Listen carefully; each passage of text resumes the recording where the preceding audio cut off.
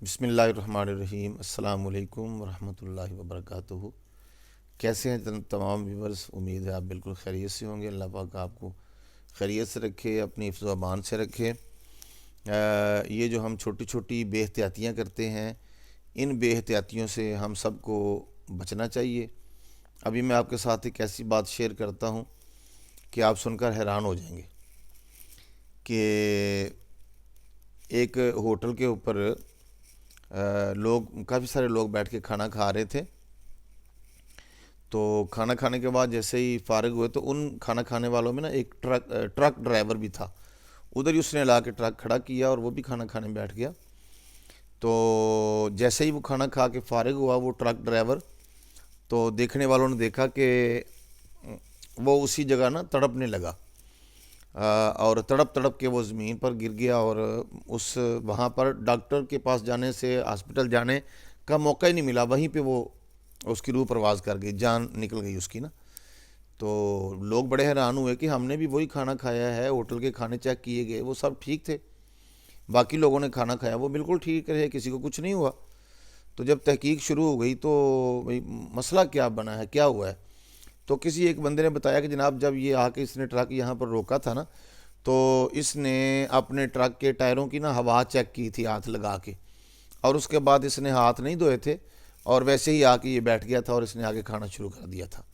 جب وہ اس کے ٹرک کے جو ٹائر تھے وہ ٹائر چیک کیے گئے تو تحقیق سے پتہ چلا کہ ان ٹائروں کے نیچے کوئی زہریلا سانپ آ کے نا تو مر گیا تھا، اور اس سانپ کا اتنا زبردست یعنی کہ زہریلا اثر تھا زہر کا کہ وہ ٹائروں کے اوپر اس کا اثر ہو گیا۔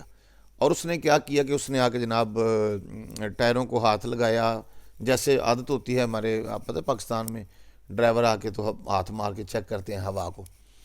تو اس کے بعد اس نے ہاتھ نہیں دھوئے، اور وہ جو سانپ کے زہر کا جو اثر تھا نا وہ سارے کا سارا اس کے ہاتھوں کو لگ گیا، اور اسی طرح اس نے کھانا کھا لیا، اور وہی جو زہر کا اثر تھا وہ اس کے ہاتھوں کے اور کھانے کے ذریعے جو ہے اس کے پیٹ میں چلا گیا، اور وہ اتنا شدید تھا کہ وہ کھانا جیسے ہی کھا کے فارغ ہوا تو وہ اس کے پورے جسم میں وہ زہر سرایت کر گیا تھا، اور اس کو سنبھلنے کا موقع نہ ملا اور اس کی موت واقع ہو گئی۔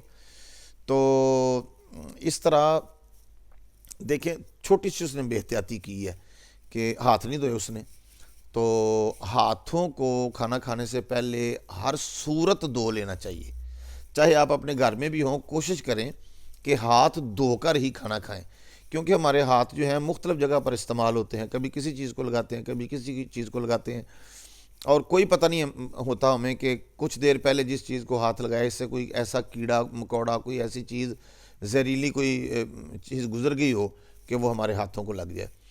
تو ہاتھوں کو جو ہے نا وہ کھانا کھانے سے پہلے لازمی دھو لیا کریں، اور پھر دھونے کے بعد جو ہے اس کو تولیے سے اور کسی چیز سے صاف بھی نہ کیا کریں، کیونکہ وہ ٹاول وغیرہ کے تولیے کے جراثیم پھر تمہارے ہاتھوں کو لگ سکتے ہیں۔ ہاتھ دھونے کے بعد اسی طرح خشک ہونے دیں، اور ان کو صاف نہ کریں۔ اس طرح ایک تو ہاتھ صاف ہو جاتے ہیں، دوسرا یہ ہے کہ ہم بہت ساری بیماریوں سے اپنے آپ کو محفوظ کر لیتے ہیں۔ اور دیکھیں نا، یہ ہمارے پیارے آقا علیہ الصلوۃ والسلام نے ہمیں یہ درس اور سبق دیا ہے ہمارے دین نے کہ جب بھی کھانا کھائیں تو کھانا کھانے سے پہلے اپنے ہاتھوں کو دھو لیا کریں۔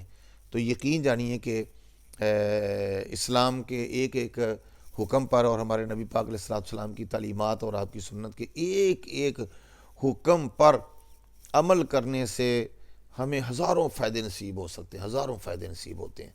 تو ہمیں چاہیے کہ ہم ان چیزوں پر عمل کریں، احتیاط کریں، اور نقصانات سے بچیں اور اپنے لیے فائدے حاصل کریں۔ ایک دوسرا یہ، چلو میں آخری بات یہ بھی چلتے چلتے آپ کو سنا دوں کہ یہ جو ہم موزے پہنتے ہیں، بند جوتے، کیونکہ یورپ میں تو اکثریت میں جو ہے وہ یہ شوز ہی پہنتے ہیں نا، یعنی کہ بند جوتے جو ہوتے ہیں پہنتے ہیں۔